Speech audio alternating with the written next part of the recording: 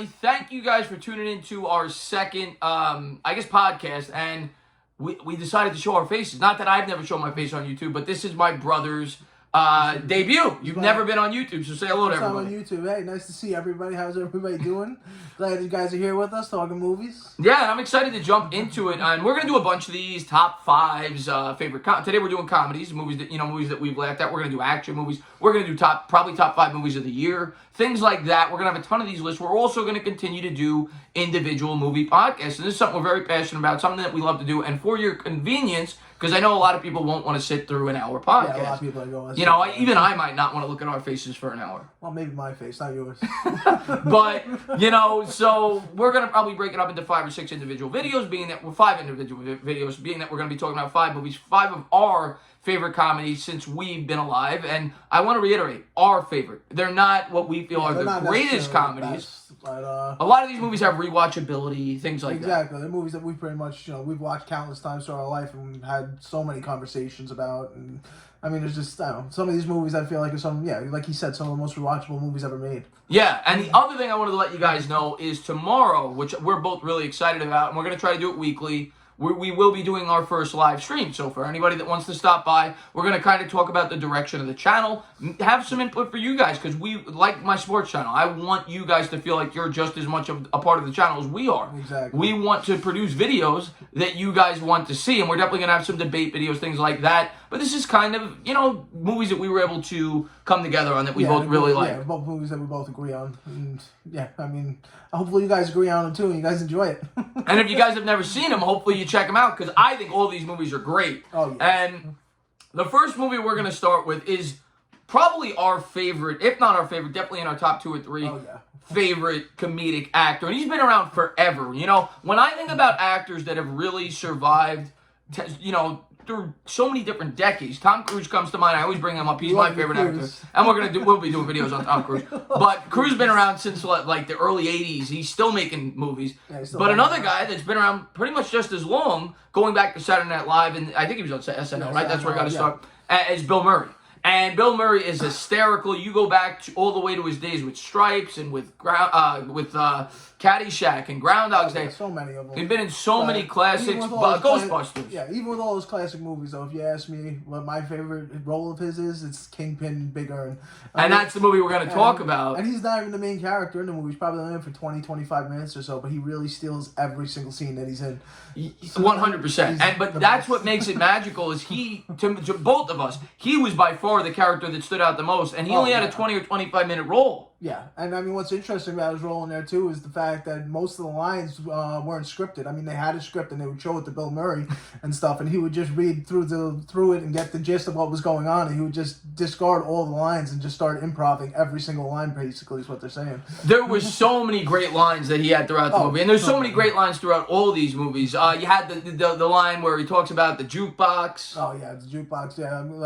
Speaking of the devil, I'm going to go play the jukebox right after when they're trying to get the gambling. Right, and the scene with the sugar in the tank. Oh yeah, it's Woody Harrelson wakes up one morning and his car's not working, and he goes to the mechanic, and the mechanic goes, "Somebody put sugar in your tank." Right. And then then 5 minutes later he jumps in Big Earn's car and he's got a pound of sugar sitting in his back seat. and to go to a backstory, what this movie's about is it starts out with Woody Harrelson, another actor that we both love. I love Woody Harrelson. Another guy that's really withstood the test of time. He's been around for a while. Yeah, he's very diverse. He's just in Zombieland. He's been so much different. But he was great in this as well, and he plays an emerging bowler. At the time, I believe Ernie McCracken is the established superstar. He's basically the number 1 pro bowler in the world. Woody Harrelson's this young hotshot bowler, I think from Indiana, if I'm not mistaken. And Big Earn isn't just the number 1 bowler in the world. He's also like the equivalent of like Tiger Woods, like resurrecting golf is the way they make it. Yeah. Seem like Big Earn in the movies, the guy who's like bringing bowling back to like the forefront. Everybody loves him. He's like this, he's like a pop culture figure almost. Right. He's like a fan favorite and everything else. But the thing we really got to talk about, first off, the names of the characters, because the name Munson is actually important. They reference the name Munson throughout the movie. Roy Munson is the name of Woody Harrelson, and Woody Harrelson is this emerging bowler who beats Big Ern one-on-one in a he does, right? Beats him in the Odor Eaters Championship. The Odor Eaters Championship. That's right. I think it was like the 1981 Odor Eaters Championship, whatever it was. And he's this hotshot bowler, and of course Big Ern, Bill Murray, sees this coming. He's jealous. And he cons him early on in the movie. Exactly. He figures out a way basically to get him out of his way. Get him out of his way so he could remain as the top bowler. That's basically what it is. And they go off hustling together one night, and what happens is they try to hustle the wrong people basically, and those people basically take Woody Harrelson's hand and throw it into the machine that returns your ball, and not basically, that's what they do. That's exactly what they do. But they get to the bowling alley, and the first thing that they do is you see it's blatantly obvious that Bill Murray is conning him. They're sitting at the bar, they're ordering beers. Bill Murray's not drinking them. Bill Murray's throwing. He's pretending he's not drinking them. Woody Harrelson's getting drunk. And then they get they start bowling for money. There was a lot of money. I don't remember how much it was, but Woody Harrelson picks up the 7-10 split. 6-7. He picks up the 6-7-10. That's it doesn't even sound a great line, but when Bill Murray delivers that line, he goes, "That's a 6-7-10. You'll pick up that spare the day my hair starts falling out." And what's funny is later in the movie it does start falling out. Yeah, exactly. But he does he because they're pretending they're not good at bowlers. They're getting killed. They're losing money, and then they intentionally set up a scenario for the 6-7-10 split for, I guess, double or nothing or whatever it was to make money off of him. And he knocks down the shot. And then, the guys realize that they were conned. And, of course, Big Ern sneaks out. Yeah, you find that the guy who's playing is actually a priest also. That's right. He goes, everybody's got one vice. And then you see him take the sip of alcohol and smack the girl's ass. He goes, "Okay, 2 vices." and then as Woody Harrelson sneaks out, like you said, they throw his arm in there, and then he's left with a hook for an arm for the rest of his life and a fake rubber hand. And that's the end of his career, basically. And that brings us back. But before we even jump further into the movie, kind of want to just bring up when it was made in 1996. It was directed by the Farrelly brothers, which the Farrelly brothers have made a lot of really good comedies. They've also made some bad ones. Yeah, they made some really bad ones. But, they made a couple of really great ones, too. Dumb and Dumber's up there, and Me, Myself, and Irene are both fantastic. But then, they also have the Greg Kinnear, Matt Damon... Stuck on You, which is probably the... I think if you guys a brief description. Picture Matt Damon and Greg Kinnear sewn together as brothers, and that's what it's about. With no laughs. Maybe one laugh. That's about it. It was not a very good movie. That was definitely a flop, but the Farrelly brothers are obviously known for producing very good comedies, and this is one of their better ones. Oh, yeah, it's also one of the earlier ones, too. Yeah. KingPin's a tremendously rewatchable movie. Yeah, and like we're gonna do with all these movies, we're especially you. We are huge movie fanatics. Oh yeah. And we like to jump into some of the interesting facts, some of the backstories, things that could have happened had they done things a certain way. Fascinating stuff sometimes. Yeah, and some of the interesting facts was that Bill Murray ad-libbed almost every line throughout the entire movie. Yeah, that's what they say. They say just to take the script, he'd read through the scenes or whatever, and he would basically discard the lines and just go with whatever you want to do and improv the whole entire thing, which is pretty amazing considering how excellent all those lines are delivered. Every single time he says something on the screen, it's amazing. Yeah, he's got so many great one-liners. We were talking about, before we started the podcast, we were talking about the commercial that they filmed where he's got all the hot women, and basically it's blatantly obvious throughout the commercial that the only reason he's doing it, he's acting as a father for these women that have single mothers. Single mothers with children. And they all happen to be, tens with unbelievable bodies, and he's slapping them all in the ass. His hands in one of their pants and stuff like that. It's pretty comedic stuff. Yeah, and it was all ad-libbed, so it's pretty cool. But the other interesting fact for sports fans out there that I wanted to throw in there, Roger Clemens actually appears in this movie. A guy I can't stand. I'm a Met fan, what he did to Mike Piazza, but I'm a Yankee fan. I'll say Clemens, but there's that scene where Ishmael is dancing in the bar, and he goes up and he tries to dance a girl dance, and ends up being Roger Clemens' girl.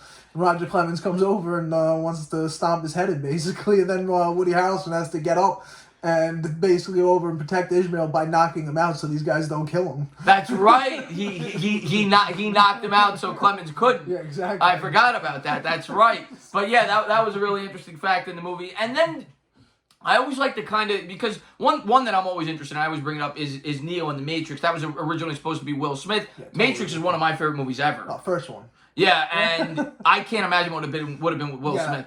Even though I don't even think Keanu Reeves is a great actor. No, I think he was great for that role, though. It's like the same thing with John Wick. You know, some roles people are just made for.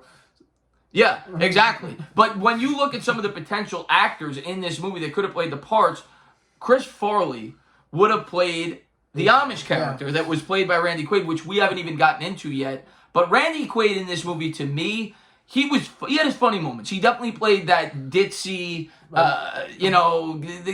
oblivious character. Yeah, the guy who doesn't have too much common sense, basically in the regular world, because he's always been an Amish farm. He plays the role really well. Chris Farley probably could have pulled it off too. It would have just been a very different. It would have been a completely different character, and I don't know how well it would have coincided, because sometimes when I watch comedy, sometimes too much funniness or sometimes you need that balance, and I felt like Quaid provided that. I don't know if Farley would have ruined that. Yeah, you could have a point there. Give me between Woody Harrelson and Bill Murray, because Woody Harrelson's hilarious in this movie too. We've pretty much just been talking about Bill Murray, but Woody Harrelson also does an amazing performance in this. As the the raging alcoholic, low life. Yeah, he's incredible, and we're gonna get more into it. And the character that was going to play Bill Murray's role, and don't get me wrong, Greg, I don't know how you feel about Jim Carrey. Jim Carrey is one of my favorite comedic actors. I love Ace Ventura. I love Dumb and Dumber. I love The Truman Show. I love so many movies that Jim Carrey's been in. I do like some of his movies, but I don't see Jim Carrey pulling off Big Earn. I agree with you. I mean, it's the type of thing that I look at a character like Big Earn and just I can't imagine anybody else. Can you imagine? I'm just thinking about the scene at the end during the bowling tournament when Bill Murray's hair is all out. Can you imagine what Jim Carrey would look like? I can only imagine what Jim Carrey's face on the cover of that would look like. So it's just crazy. Some of the actors that could have potentially played these roles, but I agree with you. I think it would have been a complete failure. I think Bill Murray was the driving force behind this movie. But to get back to the movie, after he gets his hand chopped off and he's got a rubber hand. Yeah, he starts basically going, he's living like a bum, and then he walks into a bowling alley one day and he hears Ishmael throw a strike. Yeah, he doesn't even see it. He just hears it. And, and just from his ears. By the way, in that scene, another thing I was thinking about, we'll get into in a second, but just basically from his ears, he knows he's going to be an unbelievable bowler. Then they go into the bathroom, and there's a scene where he's taking a shit, for lack of a better word, in the urinal. Randy Quaid, the Amish, the oblivious character. I was saying, I could figure out some things for myself. That just goes to show you his ditziness, and they start developing the character that he doesn't know what he's doing when he leaves the farm. And then basically, later on in the movie, we'll get into the 15 frame thing, but then they go to the farm. Yeah, that's some of the best stuff. Best montage throughout the movie, and great music. Oh yeah, the music throughout the whole entire movie is fantastic in this. But yeah, when they're doing that, when they're on the farm and that, there's some really funny stuff in there, like the part where they wake up early in the morning, they can't find Woody Harrelson, and they're looking all over for him, they can't find him, and then he pops back up. He goes, "I woke up early. I hope you don't mind. I took the liberty of milking your cow." And then the head Amish guy turns around and goes, "We don't have a cow. We have a bull." So for all you kids out there, bulls don't produce milk. So it was a white substance coming out of a male animal. So I'll let you put two and two together. So that was the joke. And then they later cut off the hooves, too. Doesn't he cut off the hooves because he tells him to change he tells him to change the horseshoes, and he cuts off the horse's hooves. Yeah, so they change it, because they just play off of, obviously, that Woody Harrelson knows nothing about physical labor in terms of the Amish community, and they're asking him to do all these chores. Nail in his hand. The house falls down. The house falls down when they ring dinner bell and stuff like that. Yeah, it's just a great montage. And yeah, just to put, give you guys a visual, picture 50 Amish people lifting up, a wooden structure for a house, and the dinner bell rings, and Woody Harrelson hears the dinner bell, and he drops, he leaves, drops the wall, drops what he's doing, and the whole house falls down. And then, it was just scenes like that, and then as it develops, you find out that the Amish community is about to go bankrupt. They're about to lose their home. Yeah, Ishmael needs, I think Ishmael needs $500,000, and the tournament that the tournament that they're ultimately going to get to in Vegas for $1 million that him and Woody Harrelson are going to split. So right. That becomes the plot. So that becomes the plot, is that Ishmael needs Woody Harrelson because Woody Harrelson knows life outside of a farm, and he of course has experience bowling in big tournaments like that, so he looks at him as kind of a mentor. Yeah, exactly. And Woody Harrelson looks at him as a guy that gives him some relevancy. Yeah, that and a money ticket. And the money ticket, of course. So they basically use each other, and obviously funny things happen along the way. They pick up Vanessa Angel, who's a complete hottie. Oh yeah, she's a beautiful woman back then. They have that scene where they meet her, where they go to try and gamble with that one guy at his house. He has his bowling alley. That's right. And Ishmael's needs 3 strikes, I believe, at the end of it, and he hits 2 of them. And then she walks out and she goes, "You need anything?" And Woody Harrelson goes, "I'll take 2 jugs, down to 2 beers." And she goes in and gets the beers and comes out with the hard nipples and stuff, trying to distract Ishmael. And then Ishmael walks over and actually does the same thing, and he comes out with the hard nipple just because he's so oblivious to what's going on and stuff. Right, yeah. But they pick her up, and she helps them basically scheme people along the way as they start picking up money from people. There was a scene where they're playing old people in a retirement home. The guy's walking up there with a wheelchair. Yeah, the wheelchair and the walker. Yeah. So they basically get enough money, basically gas money, to be able to get to Vegas as they're hustling people along the way. Hustling people the whole way. And then, of course, when they get to Vegas, who shows back up in the picture? Big Earn. Big Earn McCracken. And the movie takes back off. As Woody Harrelson, the guy who lost his hand the last time he had met him, meets him back in Vegas for this bowling tournament in which he's acting as the mentor for the Amish character played by Randy Quaid. And his name is Ishmael. So, I wanted to point out the Munson theme. Oh yeah, Munson, which in real life means the guy who, to be Munson is to be like stranded without everything that could go wrong will go wrong, basically. Yeah, and that's Woody Harrelson's name. That's Woody Harrelson's last name in the movie, and Munson. And of course, Bill Murray always makes notice of it. You're a real Munson. But yeah, so then there's so many funny lines along the way. It's a movie that I highly suggest. Oh yeah, one of our all-time personal favorites. And you definitely will not be let down. Oh no, there's no way. Yeah, I mean, it's great in just so many funny scenes and so many one-liners, and like we were saying before, Bill Murray absolutely kills it. I mean, maybe Bill Murray's best performance, definitely up in his top 4. Yeah, even though it was a small role, I completely agree with you. And we could talk about this movie for another hour, but in case you haven't seen it, definitely check it out. That was number 5 on our list. Number 4 was a classic. I mean, if you're a comedy fan, this movie definitely broke onto the scene. And it was kind of like during the time period that Vince Vaughn was like in every movie.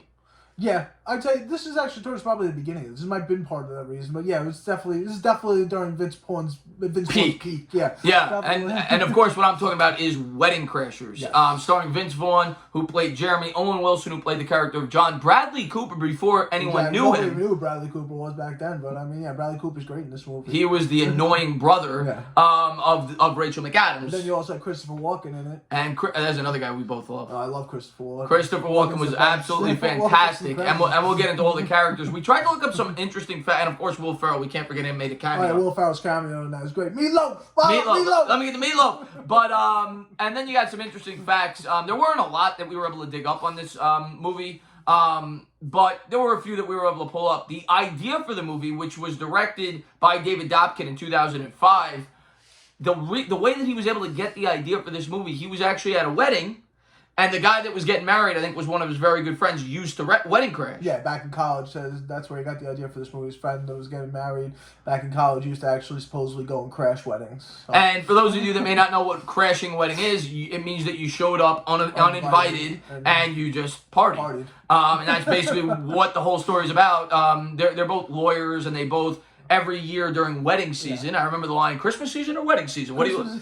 Yeah. And they're all excited that it's wedding season, and then they have the scene of the movie. In terms outside of the meatloaf scene, is the montage where they're throwing the girl. Oh yeah, that opening montage where they're going from basically wedding to wedding and just crashing every single one of them. Yeah, I mean, that's an absolutely great scene. They say that scene alone, that scene took them a week to film, which must have been a great week to basically go from wedding to wedding and being able to just have drink after drink after cake after cake. I mean, sounds like a good time to me. Yeah, Vince Vaughn was definitely that obnoxious party animal character. Owen Wilson was more like the better looking suave guy, and they kind of played off each other, and they were able to... And it's just such an original idea also. I mean, There's no movie before. There's probably not a movie after this that's like anything. You know, it's just such an original idea. It was such a great idea, and they were supposed to make a sequel. Yeah, they were supposed to make a sequel. It was supposed to have Daniel Craig in it too, but I mean, it never happened, unfortunately.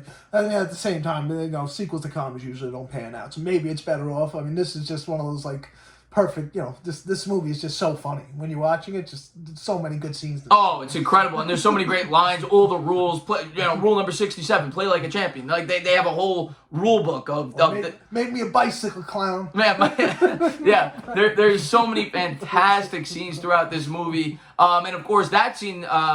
Oh no, that was no. I'm thinking of Old School actually, which was a movie that we almost put on this list. We should have mentioned some of the honorable mentions. Old School being one of them. Old School is definitely an honorable mention. I mean, there's probably.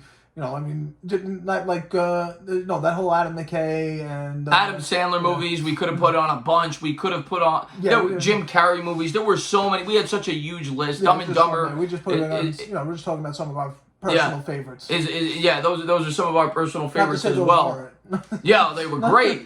But then the other really funny thing I always thought was that they always come up with these different characters when they go to the movies. You know, your name, because they're both just lawyers. They have like a basic backstory. Yeah, exactly, but they come up with interesting, like a Yankee player. Yankee player. And you saw because the guy he tells the girl he's a Yankee player, and then they flash. You know, it's during the montage scene. Then they cut back to it, and he go and we lost so many good men out there. We lost so many good men out there. She goes playing for the Yankees. He goes, yeah, free agency. Yeah, because he loses his character because he thought because in another scene he was I think in the military or something like that.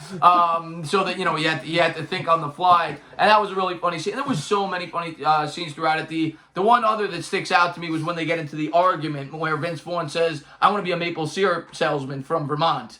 And he's talking about, I know everything there is to know about maple syrup. And there's just so many great one-liners and characters that they're able to come up with to try to attract women. Yeah, I mean, that's what the whole movie's about. Yeah, basically. Well, I mean, eventually it turns into a little bit more of a love story and stuff. But the heart of the movie is definitely in the goofiness of that simple idea. Yeah. And then they show up to Christopher Walken's daughter's wedding. Yeah. And Rachel McAdams and I forgot the name of the actors who kind of looked like Amy Adams, the redhead, are the sisters of the woman getting married. Exactly. And they're just two random guys that show up. And eventually they turn into the love interest of both Vince Vaughn and Owen Wilson. Owen Wilson starts to fall for her, and she is dating Bradley Cooper. She's dating Bradley set to marry Bradley Cooper. That's right, set to marry Bradley Cooper. And this is before Bradley Cooper was anybody. I mean, this is probably the first time I ever saw Bradley Cooper. I think it is. It has to be, right? This is the beginning of Bradley Cooper. Yeah, and so whatever happens, they do what they do. They make their moves on these women, and Vince Vaughn has sex with the redhead on the beach. Yeah, the crazy. She's the one that goes. She's the one that she's a little loose in the head. A little? Yeah, well, very loose in the head. She becomes obsessed with him and stuff. Yeah, like she tells him, and I think it turns out she was lying later in the movie, right? But she tells him she was a virgin. Yeah, and then you find out later on. You find out later on that she wasn't, but then she becomes crazy attached, and he's getting scared because Stage 4 clinger. Stage 4 clinger, yeah. And he tells Owen Wilson, but then Owen Wilson has a thing for Rachel McAdams, and then they get the opportunity after the wedding to go to Christopher Walken, who's some kind of famous politician, go to his they go to his house on the yacht or whatever it is, his mansion. Yeah. And obviously Vince Vaughn wants to get away because he slept with the woman. He wants to get out of there. She wants to be with him. Yeah, but Owen Wilson actually wants to be with McAdams. He's trying to stick it out and be with McAdams, and they have all the complications there with Bradley Cooper being a fiance and him needing to impress Christopher Walken, and of course him doing all this stuff on a lie. Everything's a lie, and a couple of the funny scenes that stick out to me when they get to the property. The first thing that Christopher Walken says, he turns to Bradley Cooper, who's like this ultra athletic, crazy person. He says, "Let's play some football," and it's supposed to be two-hand touch, and Bradley Cooper's acting like he's Lawrence Taylor, and he's basically demolishing Vince Vaughn on every play, and Owen Wilson's not seeing it. And he's saying, "Why are you acting like a baby? It's two-hand touch," and it was just a really funny scene. Really good stuff. Yeah, that I highly suggest checking out. Then you find out during that scene that I think the wife of Christopher Walken has a thing for Owen Wilson. Owen Wilson, yeah. And there's also the crazy brother. The younger brother, yes, who ties up Vince Vaughn and stuff. Well, yeah, the crazy brother's gay, and another really funny part of the whole crazy brother character is you have the grandmother who's hysterical. throughout the entire movie. They're sitting at the dinner table, and everybody keeps asking why is he so weird, and she just keeps saying, "'Cause you're a homo." And she was really funny, a funny side character throughout the entire movie as well. And then you have the scene with the mother where she just walks into the room, she takes off her shirt and asks Owen Wilson to grab her breast, which then spawns maybe the funniest line of the entire movie. You motorboating son of a bitch. You motorboating son of a bitch. Where he comes down the steps and he sees Vince Vaughn, and that's what Vince Vaughn says, "Did you motorboat her? Did you motorboat her?" And that was an absolutely fantastic line. And after the fact, it basically, like you said, it kind of turns into a love story where Owen Wilson, Rachel McAdams, and she inevitably finds out that he was lying. Then they break up, and then they start by the end of crashing weddings together. And at the end, the last scene, they end up crashing weddings together, and then they're having fun together. Of course, there's the great scene. I mean, we mentioned it briefly before, but Will Ferrell. Well, there's like 2 or 3 scenes there, but I mean, that's a real heat check by Will Ferrell. He comes in and Will Ferrell, who plays Chaz, right? Yeah, he plays Chaz. Was supposed to be their mentor that they'd never met. Yeah, he was the guy who basically gave them the idea to wedding crash. And then he's also crashing funerals. He goes, weddings are yesterday. Funerals are so much better now. But the funniest part to me about all that, and obviously the meatloaf, line is fantastic. Everybody knows that line. But the funniest part to me, and that might have been the funniest scene in the whole movie, because it's so unexpected. Nobody knew Will Ferrell was in the movie. Yeah, when you first saw that, Will Ferrell comes up, because they shoot him as almost like a silhouette when he's walking out, and you don't know who it is at first. Right. And then when you see who it is, I mean, just it being Will Ferrell before he even says any lines. You're blown away. Alone is funny. Because he's, at that point in time, he was kind of like Vaughn at his peak. Yeah, that was, it's right around when Anchorman came out. Old school and everything else. But, so he shows up, and this is a guy they've looked up to. These guys are lawyers. Yeah. These guys are professionals. They probably make $200,000 a year. They're rich. They're very well accomplished in terms of their careers. And this is a guy they've looked up to. He's the one who makes the code that they go after. He's the guy that has all the rules and everything else. And you find out that he's a guy that's jobless, lives at home, he's in his robe, he's got his mom making a meatloaf. And this is the guy they've looked up to all along. And Owen Wilson is so enamored with him. He still looks at him as like this mentor. That to me was so funny. No, I mean, he might steal the movie there. I mean, he's probably only in the movie for 5 minutes, and you can make an argument that he steals the movie. But I mean, that's not to say Vince Vaughn.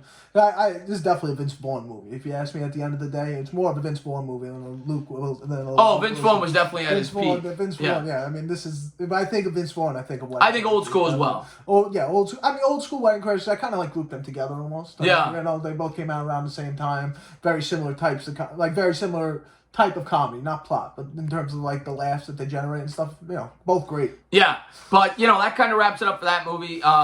Another one of our personal favorites. Love it. And if you haven't checked that out, I don't know what you're waiting for. That's definitely a movie that you have to check out if you're into comedies. The next one that we kind of wanted to talk about is another one with, you want to talk about one-liners. Yeah, well, the movie is a one-liner movie. Yeah, you want to talk, By the beard of Zeus. By the beard of Zeus. Of course, we're talking about Anchorman, if you've seen it before, starring Will Ferrell, which to me is my favorite Will Ferrell movie. Definitely my favorite Will Ferrell movie. I mean, it's just like, it's like a character that, like, if you were to look at this on paper and be like, this is the character you're going to make, you would think that somebody was crazy, but Will Ferrell just... Will Ferrell is on another level. This was like he was born to play Ron Burgundy, which is, of course, and it's the most basic storyline. So basically, it's in San Diego, better known as a whale's vagina. But it's basically what Will Ferrell plays. He plays the part of Ron Burgundy, who's a news anchor. He's the most popular news anchor in San Diego. His goal throughout the movie is basically to become a national news anchor. He was a national news anchor, and then Veronica Cornerstone comes around, and she's trying to be the first female anchor. Right. And he's not too happy about that. He doesn't think that news anchors should be females. Right, yeah. Well, they all play the part so well. We're going to go over the cast, but Veronica Cornerstone is played by Christina Applegate, who ends up being Ron's love interest. Paul Rudd, this is kind of before Paul Rudd became super popular. I guess this is probably where Paul Rudd. Well, he was in Friends, I remember. Yeah, okay. Back in the day. But I mean, he was in Clueless as well. That's right, he was in Clueless. But this is before he really exploded. This is probably what helped him to explode. Yeah, but he played the part of Brian Fontana, I think he was the on-field reporter for the news team. Yeah. Yeah, he was the on-field reporter. Then you had Steve Carell, who again, look at all these great comedic actors. Because Steve Carell was nobody when this came out. Yeah. Then the 40-Year-Old Virgin kind of propelled his career. Yeah, exactly. This is definitely where he first exploded. After this, when the 40-Year-Old Virgin, and now Steve Carell's a household name. You got the, who doesn't know who Steve Carell is at this point? But when this movie came out, people didn't know who Steve Carell. Yeah, The Office and everything else has made his career explode. But his character's name was Brick Tamlin, and he's probably the dumbest human being in movie making history. I love Lamb. I love Lamb. He I don't know, why were they saying he's just saying I love everything? I don't even remember the one of them was talking about how they found love one time, and it was in the women's bathroom, and she was gone 4 minutes later. He goes, "How's the love there?" Like, get away. Then Brick goes, "I love Lamb." He didn't know what to say. He was just crazy, and that of course was the scene where they were also talking about bears. And how they're going to put the station in jeopardy, showing their male chauvinistic ways when they were talking about bears and how when they're in heat, they when women are in heat, they could attract bears. Yeah, they could attract bears. They were just thinking of ways to get rid of Veronica Corningstone. And Champ, I don't remember the actor's name, but Champ was the sports guy. Who was really Champ, funny too. Whammy. Every time there was a home run or whatever, and he was reporting sports or just talking about anything in life, was another really funny character. And we kind of wanted to jump into some of the interesting backstories regarding the movie for you guys. Many of the scenes were filmed using improv, and sometimes, this is crazy to me, because imagine doing this. Basically, most of the scenes throughout this movie were complete improv, not just by Will Ferrell, but by all the characters. The whole cast. And sometimes they'd film the scene 20 times and pick out the best improv scene. Yeah, they want to get the best reaction to things, so they do 20 different takes, they get 20 different reactions or whatever, lines, and then they would pull it. And because of that, they had so much footage that they made a second movie. Yeah, when they released it on DVD, there was actually another movie released with it. I mean, it's not nearly as nicely put together as the movie that came out in the movies. Very, it's just all slapped together. But I mean, they had so much extra footage. They had, an extra 90-minute movie that they released on the DVD. Yeah, and another line I'm thinking of is Sex Panther, which is the cologne. The cologne. That's great stuff. Works what? What does he say? Works 80%. No, works 60% of the time every time. Something like that. And obviously, it ends up smelling like shit, basically, and they have to clear out the whole office. Smells like a baby diaper filled with Indian food.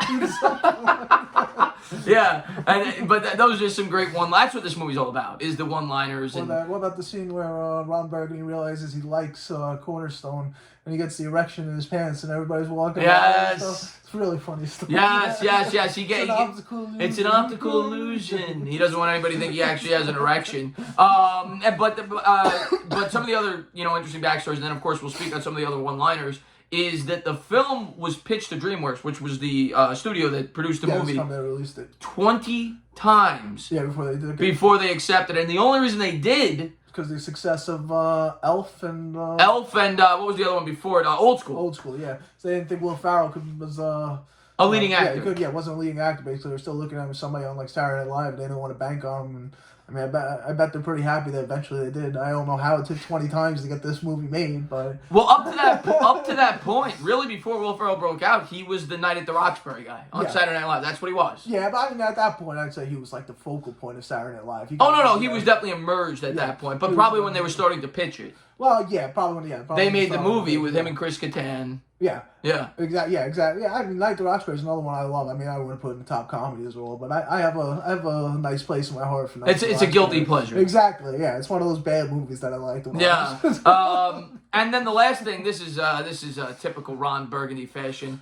It was inspired by the title of the movie was inspired by a documentary called "The Legend of Ron Jeremy." Of course, is a famous porn star. So, and the title of this movie was "The Legend of Ron Burgundy, Anchorman." So, just some interesting, fun facts that we were able to find about the movie that I guess gives you a couple more laughs. Yeah, I mean.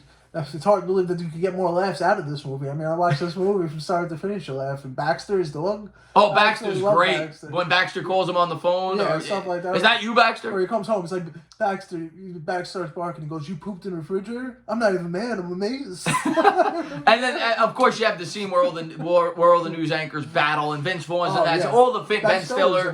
Ben Stiller plays the Spanish news. Yeah, Spanish dude. Don't mess with the head. Yeah. But that is a really famous scene, which they then later replicate in the sequel that's not nearly as funny. No. But Anchorman 2 is not nearly as good as that was another 2. scene. I like Anchorman 2, but it's not what Anchorman is. The first half of Anchorman 2 was great. The second half it was way too long. Anchorman 2 was like 2.5 hours long. It was way too long for that type of comedy. Yeah, exactly. This was kind of the perfect length. But, so that whole fight scene was hysterical because it was kind of like Will Ferrell's character in the last movie we just talked about, Wedding Crashers, where you see all these A-list actors popping up out of nowhere. You get one cameo after another. I think Jack Black was Jack Black might have been the sequel. I'm not sure. Yeah, definitely pops up in it. But there was a number of A-list actors at the time that just popped up.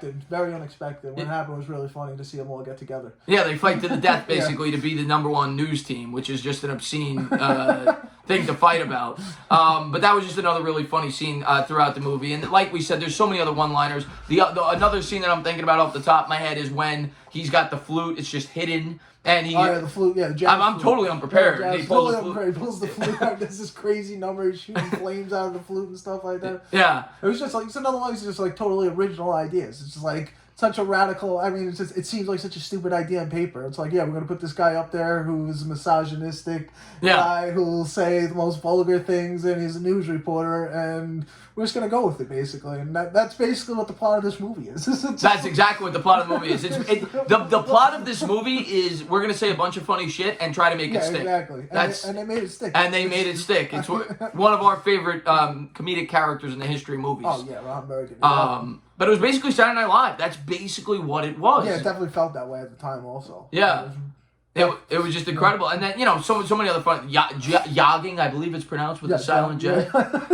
Milk was a bad choice. Or even, what about even just Stay Classy, San Diego? And then when they switch the teleprompter on him or whatever, and he goes, say, go fuck yourself, San Diego. Go fuck yourself. And then, how about when... Because he's so...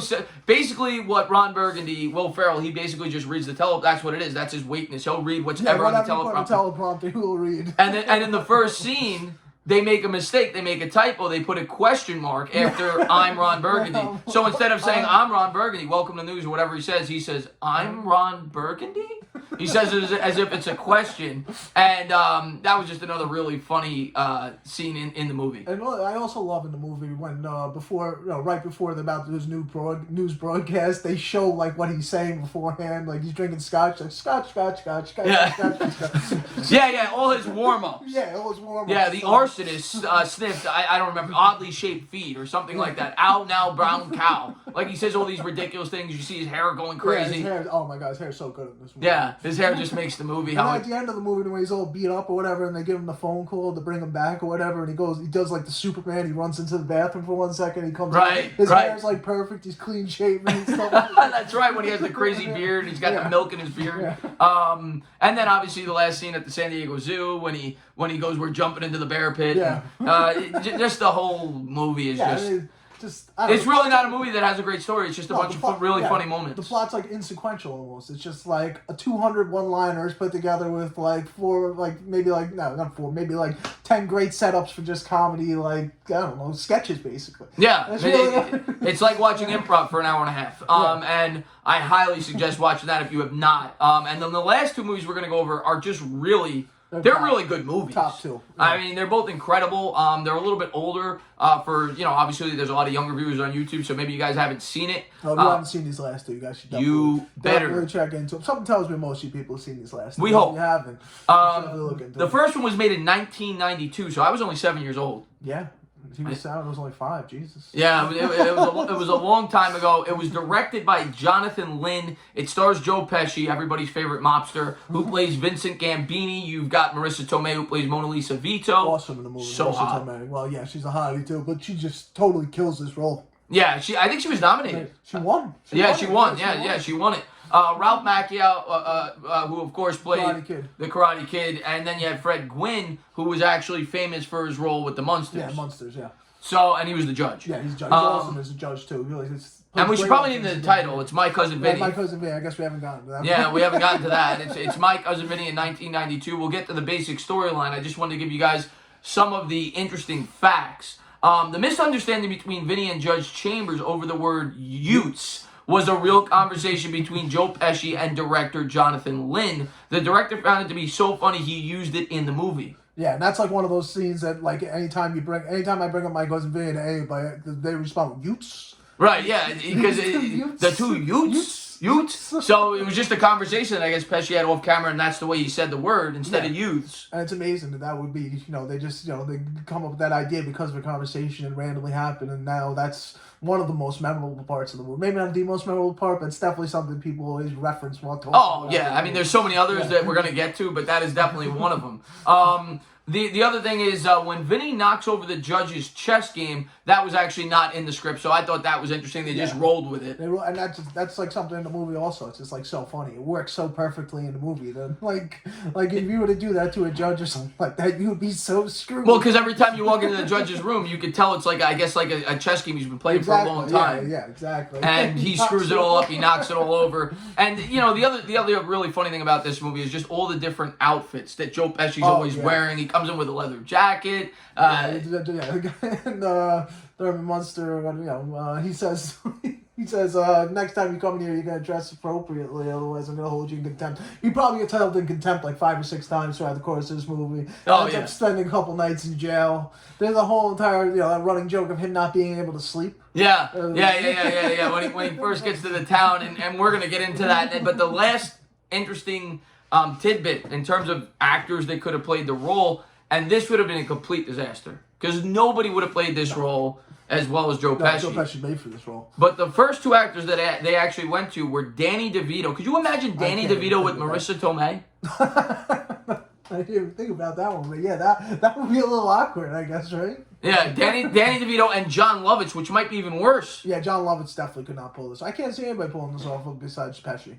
Pesci's just so good at this because you look at him as like that little tough guy from all the mobster movies that he did, the Casinos, the Goodfellas, and stuff like that. So he's playing the little tiny tough guy. He's perfect to play Vincent Gambini. Yeah, but basically what the story revolves around is there are 2 friends, one of them being Ralph Macchio, get arrested for something that it turns out they never committed. And they're from New York, so they're New Yorkers in the South, and that is a big part of the comedic element. It takes place in Mississippi. And that's a big part of the comedic element throughout the movie.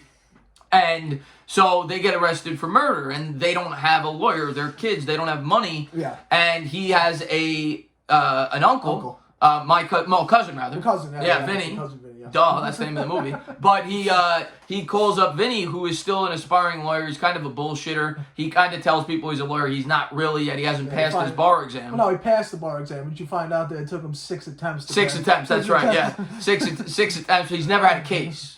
Yeah, he's never had a case. He's never had any case. Definitely never had a murder case. Never been to trial at all.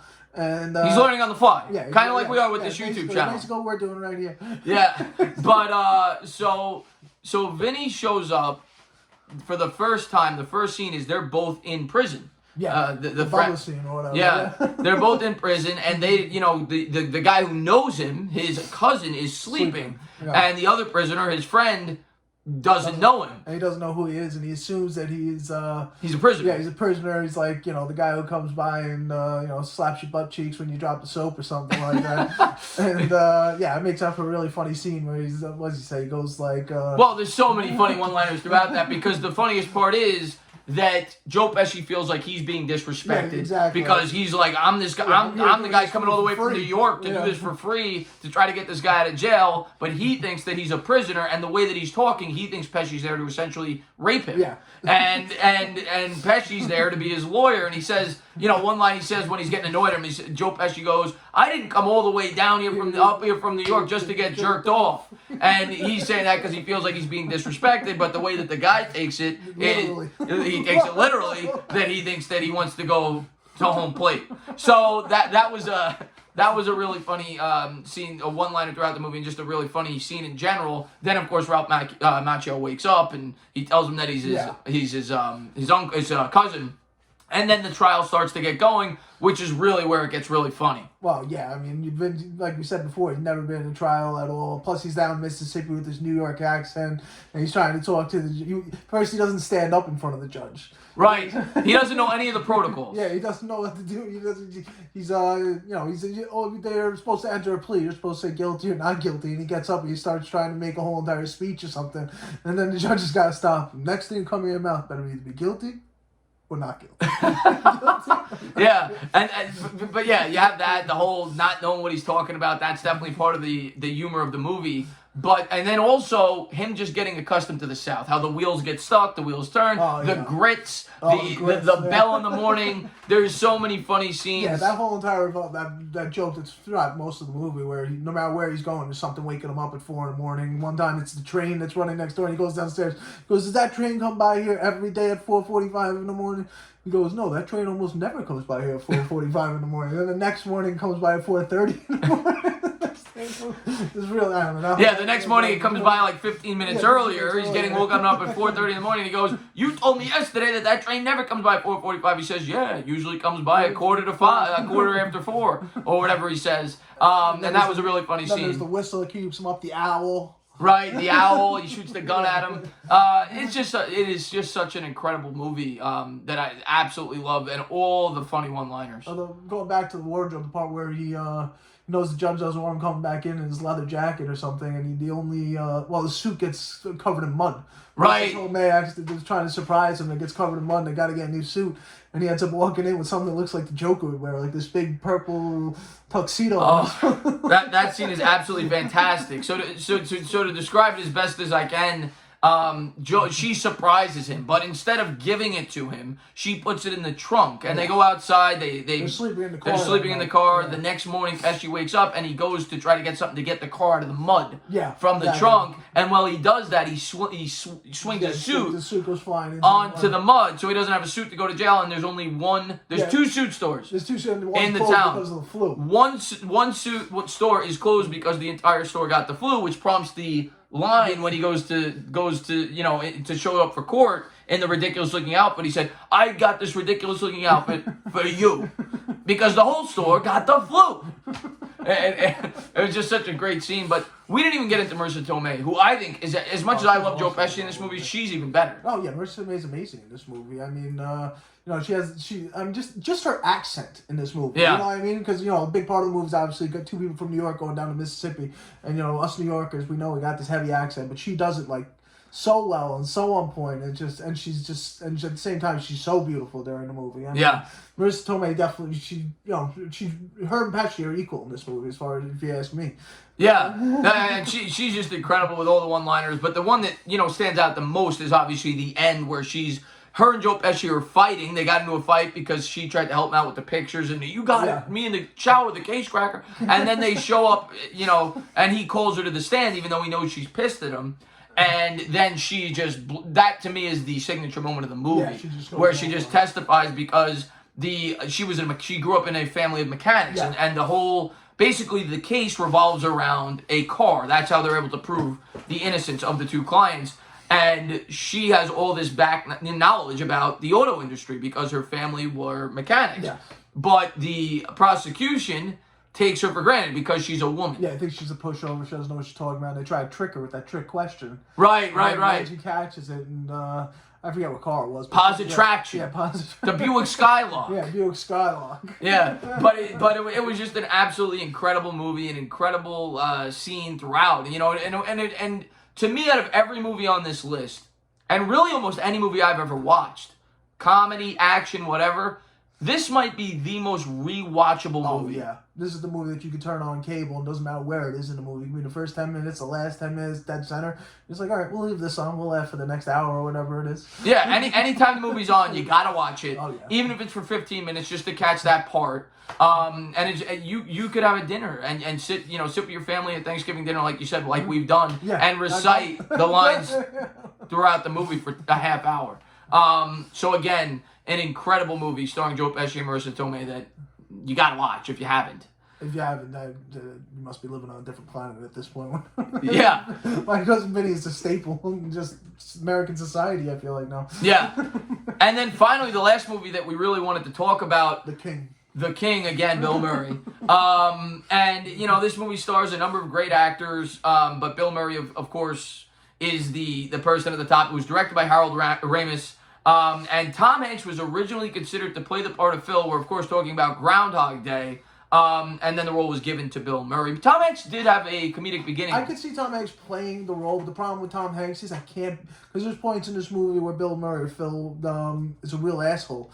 And Tom Hanks, I don't know if could pull that off. Tom Hanks, I think he could. He could pull off anything. But I don't know if it wouldn't have been as good as Bill Murray. Yeah, Bill Murray, I feel like, is definitely tailor-made for this movie. I mean, Bill Murray has like such he could easily pull off the asshole, and he could also pull off the very nice guy, which you both need during this movie. Yeah. But I think one of the most interesting facts in this is that they say that, obviously the plot of the movie is that Bill Murray gets caught in basically a time loop where he keeps reliving Groundhog's Day over and over and over again. And they say that he's supposed to be in there for 12 and a half years. Could you imagine waking up 12 and a half years on the same day, every single day? Yeah, and every morning it's the same thing. You hear the same song on his radio that wakes him up. I got you, babe. I got you, babe. And it's just a great movie. And we were talking about it before we started the podcast. It's kind of like what we're living through now. Yeah, it's the ultimate quarantine movie. I mean, yeah. So many people throughout what's going on right now, COVID, have been waking up every day, and every day is exactly the same. I mean, just, it's real. Like, I've actually come to a new way of looking at this movie since this whole entire quarantine has started because of that. I mean, it's just, I could relate almost to it. But another thing about this movie is this idea at the time. This is the first movie to do it. I mean, there's been so many movies to do it since then. You got Edge of Tomorrow. You got that show Russian Doll that was on Netflix. Right. You got A Happy Death Day. I mean, all these movies, they're just totally ripping off, the Groundhog Day idea of reliving the same day over and over. And this is definitely the best it was ever executed. It's not even close. No one has even come close to doing what this movie did. And this is like we were saying before, Big Earn is probably Bill Murray's best character, but this is his best movie, if you ask me. I agree. And I love Bill Murray. I love Ghostbusters. I love Stripes.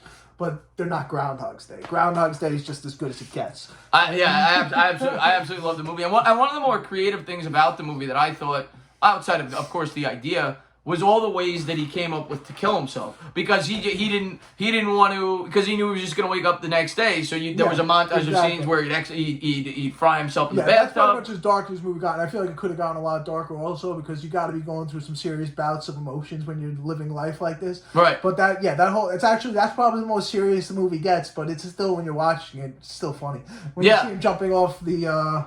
Jumps off the top of the tower or whatever. Yeah, he electrocutes himself in the bathtub with the toaster. He lists everything. I think he shot himself. He got electrocuted, set himself on fire, drove cars off the bridge. This is that great scene also where he goes with the two drunk guys from the bar and he steals the car. This is when he first realized, I think it's the second or third day, where he's in the loop and he's at a bar getting hammered with these two guys. Then afterwards he leaves and he's driving with them and he goes, "What would you do if there was no tomorrow?" And the guy goes, "Well, if there was no tomorrow, that means there would be no consequences. No hangovers." Yeah. And then it just starts going on like a cop chase and ramming over everything. It's just such, it's just the idea. It's just like such a unique idea back then, and just like the way they execute it, which is so funny. Yeah, that the idea alone was just so brilliant. Or like him every day walking into town, and every day would step in the same puddle and stuff like that. Or his friend, wasn't his friend, but somebody knew from his childhood, Needle Nose Ned.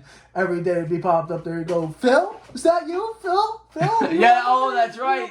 Yeah. That character was pretty funny. Actually, and that place where Bill Murray steps off and keeps stepping into the puddle, although it's supposed to take place in Picatanza, Pennsylvania, however you pronounce it. It was actually filmed in Woodstock, and that place in Woodstock where Bill Murray kept stepping off of the the sidewalk and into the puddle, there's a sign there now that says "Phil stepped here."